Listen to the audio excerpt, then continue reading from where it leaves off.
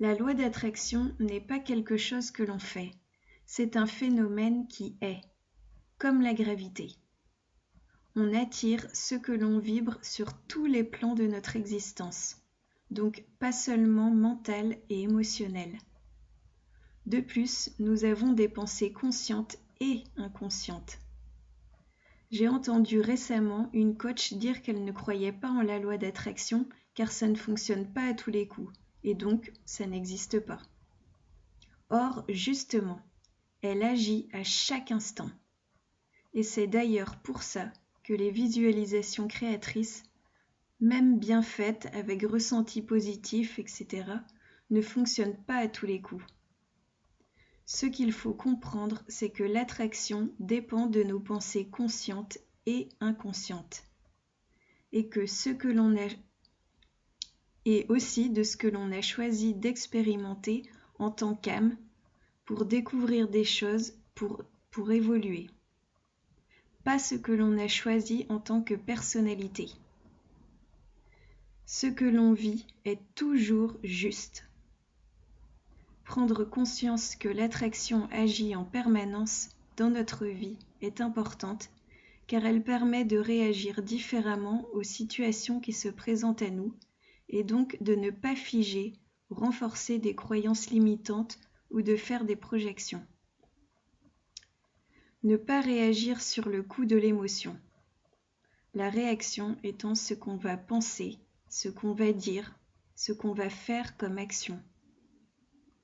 Par exemple, vous devez recevoir de l'argent de quelqu'un et le chèque n'arrive pas à la date prévue.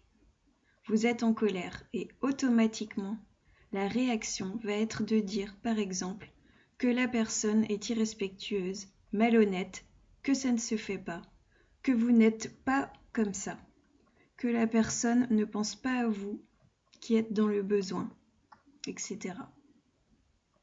Or, c'est justement votre réaction qui va faire que vous allez continuer à attirer ce genre de situation, puisque tout part toujours de nous. Vous voyez le cercle vicieux ? J'ai une amie, c'est souvent des situations par rapport à l'argent. L'autre jour, elle me racontait qu'à la caisse, on lui avait compté des choses en trop. Et ce n'est pas la première fois que ça lui arrive. Du coup, ignorant que ça vient d'elle, elle juge la personne qui ne fait pas attention. Et depuis, elle vérifie systématiquement son billet de course ou compte dans sa tête ce qu'elle doit pour être sûre de payer la somme exacte à la caisse et ne pas se faire avoir. Elle cherche à contrôler la situation alors qu'il suffit de se maîtriser soi-même.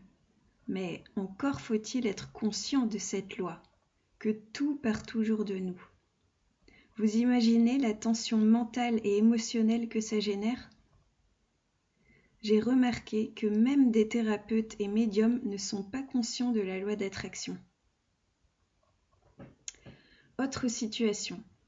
Un colis arrive abîmé. Vous êtes en colère car vous êtes frustré.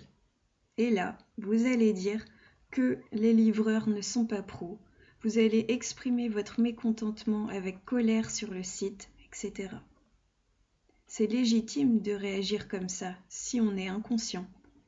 Et rien n'empêche d'exprimer ce qu'il s'est passé dans une énergie neutre, de paix, pas de victime de la situation. Là, ça change tout énergétiquement. C'est très important d'agir en conscience. Souvent, quand on parle du secret de la loi d'attraction, on associe une image avec une personne qui met son index sur la bouche, comme sur la photo de ce podcast. Et ce n'est pas pour rien. Oui, le secret est de réagir différemment.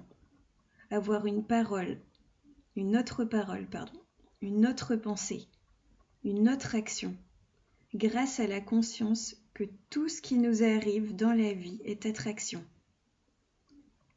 On voit ce en quoi on croit, consciemment et inconsciemment. L'invisible précède le visible. Nous n'avons pas besoin de savoir pourquoi nous vivons telles choses, aller chercher les mémoires. Nous avons juste besoin d'être conscients de l'attraction. Remarquez aussi que lorsque l'on juge, qu'on pointe du doigt avec notre index, les 3 autres doigts de la main sont tournés vers nous. Là encore, ce n'est pas pour rien. C'est à l'intérieur de nous qu'il faut regarder en permanence, pour tout. Être l'observateur extérieur et intérieur et choisir de lâcher prise instantanément. Un dernier exemple personnel. J'habite dans un petit immeuble de 4 appartements et à chaque fois j'avais des voisins qui ne faisaient pas le ménage dans les parties communes.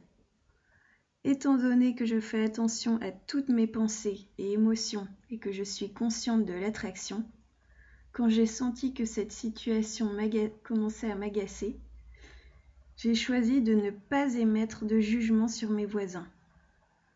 Quand je faisais le ménage, au lieu de me plaindre intérieurement comme une victime, en disant par exemple « Je suis pas la boniche, j'en ai ras-le-bol de toujours faire le ménage », j'ai choisi d'être contente de nettoyer.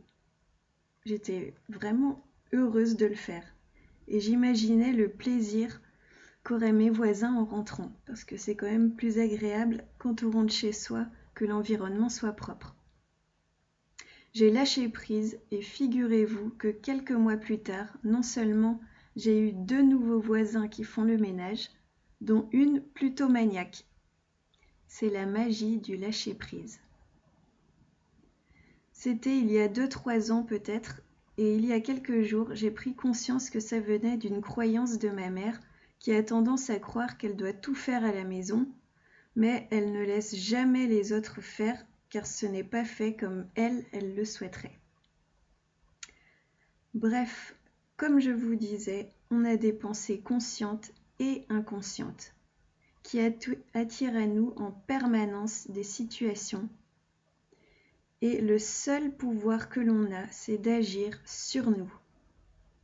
Je sais que ça paraît bizarre au début, mais quand on comprend ça, on cesse d'être une victime des autres et des situations et on reprend enfin notre pouvoir. Petite précision, il ne faut pas changer de réaction dans l'attente que les autres ou la situation changent. Par exemple, je n'attendais plus que mes voisins changent. J'ai vraiment lâché prise. Par contre, une situation inacceptable, comme par exemple un conjoint qui vous maltraite, là, évidemment, il faut fuir. Pour finir, je dirais que la loi d'attraction est quelque chose de simple et de complexe en même temps, qui comprend plein de paramètres, de subtilités que je n'ai pas abordées dans les exemples cités, mais c'est pour comprendre l'idée générale. Pour aller plus loin, notre arrivée et notre départ sur Terre sont aussi issus de cette même attraction. Et je pense que c'est important dans la situation actuelle d'en prendre conscience ou de se le rappeler pour ne pas rentrer dans des réactions.